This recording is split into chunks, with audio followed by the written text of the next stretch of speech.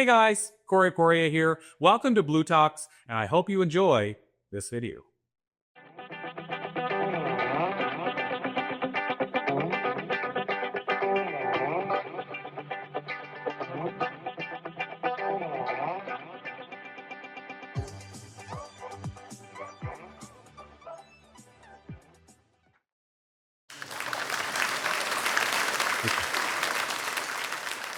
It's hard to be listening about yourself while you're right there. But thank you for that. It is great to be back at University of Toronto. I feel like I time traveled to get here. I often fantasize about time travel. I'm sure you all do too. Like, what would I do if I can go back in time? 100%, I can tell you, I would get rich. I would use that knowledge to go, put your hand up if you're joining me. Yeah, exactly.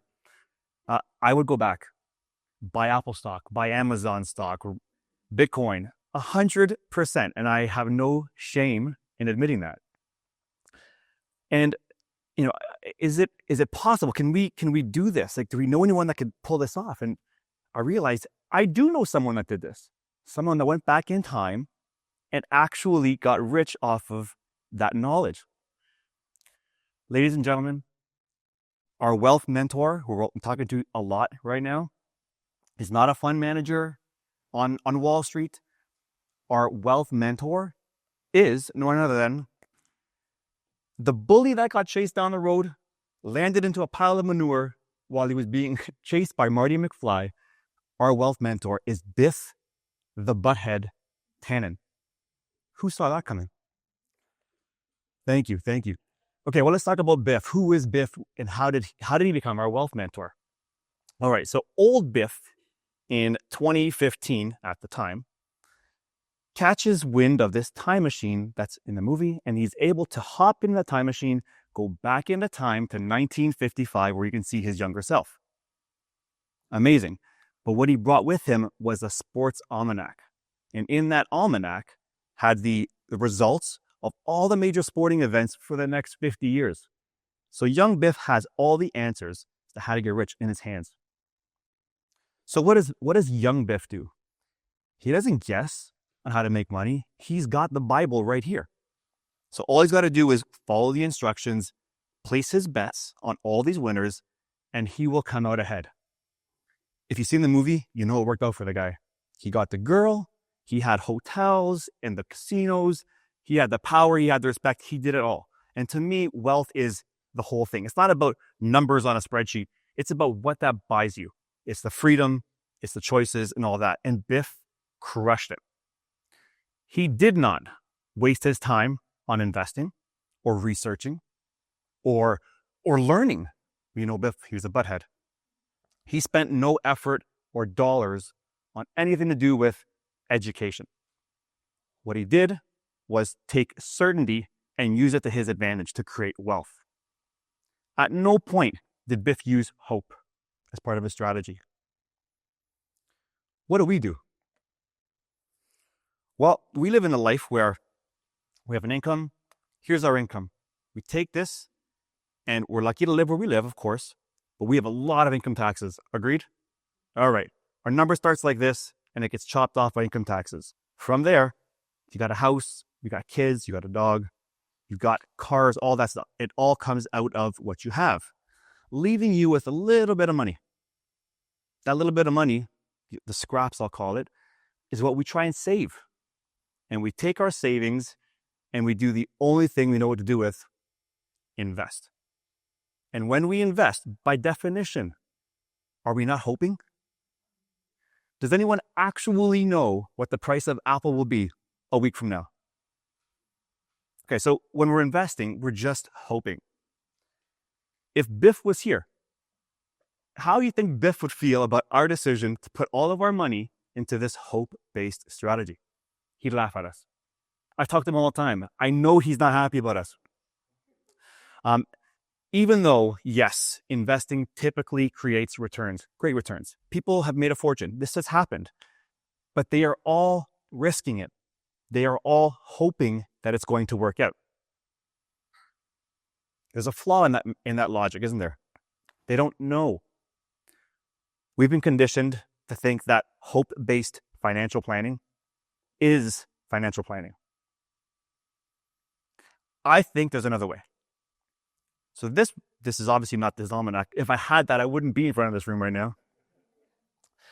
But Biff had an almanac. We don't have one. But what if we could create one? Could that change things for us? You read the book, so I know you know. No risk. Is there a way to create our own almanac? We can't go back into time, unless you know of a way to go back in time. Okay. We can't go back into time, but what we can do is start today and look forward with certainty. How do we do that? How do we execute on that? I want to convert hope into a contract. What I'm going to do is, I've got goals. You've got goals financially, wealth goals, things you want to achieve in your life.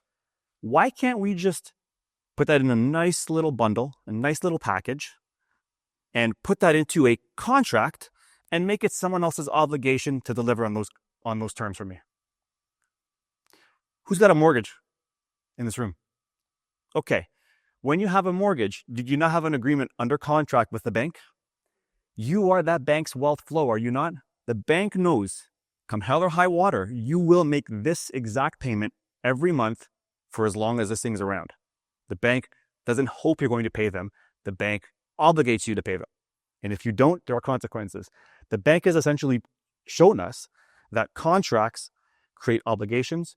Obligations create certainty. People, contracts can create certainty. We can predict the future. So if you had a whole bunch of these contracts, then could you not put them into a nice little book, call it an almanac, and now you've got your very own wealth almanac going forward? You can know your outcomes 10, 20, 30 years out. Life will be boring, but you could know the outcomes financially for the rest of your life if you structure your own almanac.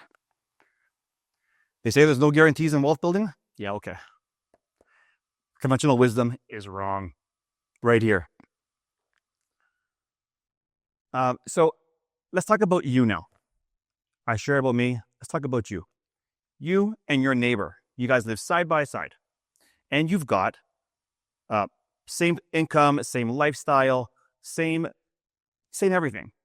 Except your strategies are a bit different. Your neighbor is an investor. Your neighbor is using hope-based financial planning. Your neighbor might do well. In fact, they probably will do well. They'll have some years where they're making 15%, 20%, knocking it out of the park. But there will be some years that are not that good. There will be some years where it's negative 20%. It just happens. It's not as common, but it absolutely happens. I will stake my name on that truth. And they'll go through life hoping that timing works out for them, hoping that they get to the next phase of their life properly. Okay. If they needed their money in 2008, when the markets absolutely got crushed, they would have lost half their wealth. They did nothing wrong, no fault of their own, but they would have lost it all because timing worked against them. If they did it in 2021, they're flying. They just don't know. That's the point. So your neighbor's doing this, and here you are. You got your almanac. And what you're doing is you're sleeping at night. You're not reading the news. You don't care. It doesn't really matter because you've got an outcome all predetermined and it's going according to schedule. You've obligated somebody else to do what you want them to do with your wealth. It's a very different lifestyle. I'm saying you're both going to probably be okay. I hope you'll be okay. Your neighbor might. You know you'll be okay.